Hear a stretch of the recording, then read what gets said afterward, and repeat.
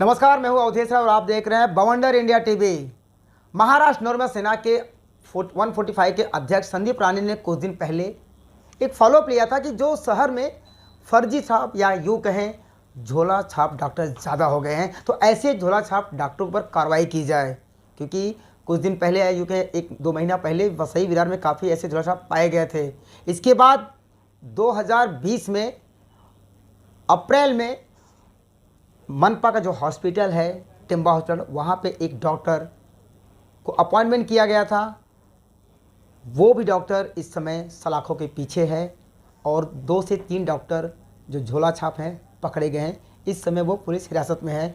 इन्हीं सब विषयों के लिए चर्चा करने के लिए हमारे साथ खुद जुड़ चुके हैं 145 के अध्यक्ष संदीप राणे। कि आइए जानते हैं उनसे कि जो टिम्बा हॉस्पिटल जो डॉक्टर थे जिनका फर्जी दस्तावेज था, उन्हें अपॉइंटमेंट कौन किया था, उस समय का आयुक्त कौन था और पूरा विषय क्या है।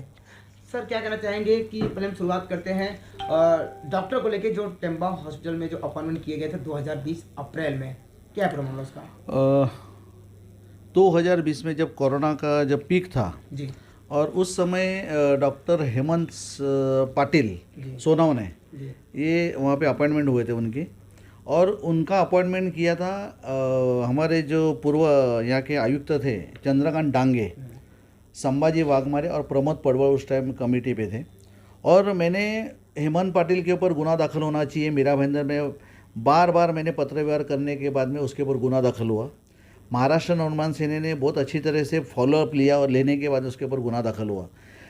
और अभी ऐसा हुआ है कि हेमंत पाटिल के ऊपर तो गुना दाखिल हुआ है, लेकिन अभी जिसने उसका अपॉइंटमेंट किया है, जो पूर्व आयुक्त थे यहाँ पे आईएएस ऑफिसर चंद्रकांत डांगे, उनके ऊपर भी फौजदारी गुना दाखिल होना मांगता है। उसका कारण ऐसा है कि मैंने आरटीआई के माध्यम से मैंने देखा होगा कि आपने आरटीआई के माध्यम से मैंने फॉलोअप करके मैंने नगर पालिका का लेटर है, नगर पालिका का लेटर में सीधा ये मेंशन किया हुआ है कि चंद्रकांत डांगे साहब ने उनका अपॉइंटमेंट किया था विदाउट एनी वेरिफिकेशन। कोई भी उसका वेरिफिकेशन नहीं होने के बाद भी एक डॉक्टर को अपॉइंटमेंट किया जाता है।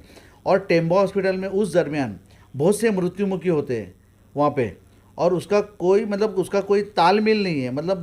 मेरा तो जाहिर आरोप है इनके ऊपर कि जो भी मृत्युमुखी हो गए इन्होंने उनका कारणीभूत यही ये लोग है, और इनके ऊपर फौजदारी गुना दाखिल होना मांगता है। जो भी उस पीरियड में अगर जो मृत्युमुखी हो गए उनका मैं डाटा निकालने वाला हूँ, और एम्बुलेंस का डिटेल्स और सब डिटेल्स निकाल के मैं उसके ऊपर फौजदारी गुना दाखिल करने का मैंने लेटर आज ही दाते साहब को मैंने दिया है।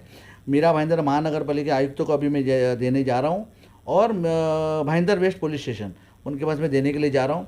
इनके ऊपर फौजदारी गुना दाखिल होना मांगता है। आप देखते हैं कि मीरा भाईंदर में फर्जी डॉक्टर आज भी है। हमारे फॉलोअप के बाद में 3 डॉक्टर पकड़े गए, और भी कम से कम यहाँ पे 50-60 डॉक्टर और भी फर्जी डॉक्टर है यहाँ पे। और खाली प्राइवेट क्लिनिक नहीं, जहाँ पे जो हॉस्पिटल इनलीगल बने हैं उसके अंदर भी वो लोग काम कर रहे हैं। जैसे कि आपने कहा कि मीरा भाईंदर शहर में ऐसे बहुत सारे हॉस्पिटल हैं जो इनलीगल तरीके से हैं, और ऐसे बहुत सारे मेडिकल हैं जहाँ पे फार्मेसी वो बेच नहीं रहे हैं, वो केवल इंग्लिश की दवाई बेच रहे हैं। क्या उस पर क्या है? वही मैं बोल रहा हूँ आपको, इधर मीरा भाईंदर में फर्जी हॉस्पिटल, मतलब जिसका कोई एनओसी नहीं है, जिनके पास फायर ब्रिगेड का एनओसी नहीं है, उनके पास कोई टाउन प्लानिंग का एनओसी नहीं है, नगर पालिका एनओसी नहीं है, उसके बावजूद भी यहाँ पे वो लोग बिजनेस कर रहे हैं। और कोरोना के नाम पे वो लोग लूट कर रहे हैं। आज इंश्योरेंस कंपनी को लूट रहे हैं, इंश्योरेंस कंपनी में डमी बिल दिखा के वो लोग सब काम काज कर रहे हैं। तो मुझे लगता है कि इसके ऊपर भी एक्शन होना चाहिए। और ख़ास करके आपको मैं बताता हूँ, मेडिकल स्टोर, मीरा भाईंदर में जो मेडिकल स्टोर्स है, मेडिकल स्टोर्स के अंदर फार्मेसी होना बहुत ज़रूरी है। फार्मेसी उधर कोई भी एक्टिवेट नहीं है, कोई भी उसके अंदर इन्वॉल्वमेंट नहीं है, खाली सिग्नेचर लेने का और नगर पालिका का और स्थानिक जो जनता है उसको गुमराह करने का काम ये लोग कर रहे हैं। तो मैं आपके माध्यम से यही आह्वान करना चाहता हूँ कि जनता को, कि ऐसा कुछ आपको अगर किधर मालूम पड़ा कि इसका कोई बेकायदे से काम हो रहा है कोई मेडिकल स्टोर में, और उधर फार्मेसी नहीं है, आप डिमांड कर सकते हो, एज़ पर लॉ आप डिमांड कर सकते हो फार्मेसी उधर है कि नहीं है। तो ऐसा कुछ आपको लगा तो मुझे कांटेक्ट करिए। महाराष्ट्र नौसेना सेना का कोई भी कार्यकर्ता को आप आवाज़ दीजिए, आपकी सेवा के लिए हम लोग हैं। और जो फर्जी डॉक्टर है उसके ऊपर गुना दाखिल होना मांगता है। और ख़ास करके चंद्रकांत डांगे जो आयुक्त होता है, आईएएस ऑफिसर, आज आईएएस ऑफिसर मतलब उसकी एक छवि रहती है, वो उन्होंने बहुत गलत काम किया है। तो मुझे लगता है इसके ऊपर कार्रवाई होनी चाहिए, और इसके ऊपर जो कार्रवाई नहीं हुआ तो महाराष्ट्र नौसेना सेना रोड पे उतरेगी, और इसको जो सामान्य जनता को जो फंसाने का जो काम हो रहा है वो सेन महाराष्ट्र नवनिर्माण सेना करेगी नहीं, क्योंकि कोई भी पार्टी का आवाज़ नहीं उठ रहा है इसके ऊपर। हम लोग ये आवाज़ उठा रहे हैं। उसका कारण ऐसा है कि महाराष्ट्र नवनिर्माण सेना के ऊपर देखने का नज़रिया लोगों का अलग है, और मुझे लगता है महाराष्ट्र नवनिर्माण सेना ही इसको न्याय दे सकती है, दूसरा कोई पार्टी का काम नहीं है। जैसे कि आपने देखा कि जो डॉक्टर को अपॉइंटमेंट किए थे पहले के आयुक्त रहे, और कई ऐसे हॉस्पिटल हैं जिनका पेपर या यूँ कहें उनका जो दस्तावेज है वो सही तरीके से नहीं है, इलीगल है, और ऐसे बहुत सारे मेडिकल हैं जहाँ पे फार्मेसीज नहीं बेची जा रही है। तो उनका मनसे के जो 145 के अध्यक्ष हैं संदीप राणे विरोध कर रहे हैं, और उनका मानना है कि अगर इन लोगों के ऊपर कार्रवाई नहीं की गई तो मनसे अपने स्टाइल में रोड पे उतरेगी।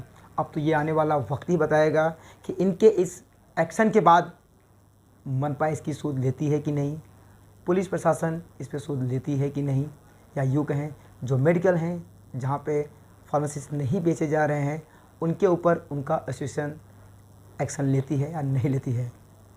बॉन्डर इंडिया के लिए अवधेश राय की रिपोर्ट। अच्छा।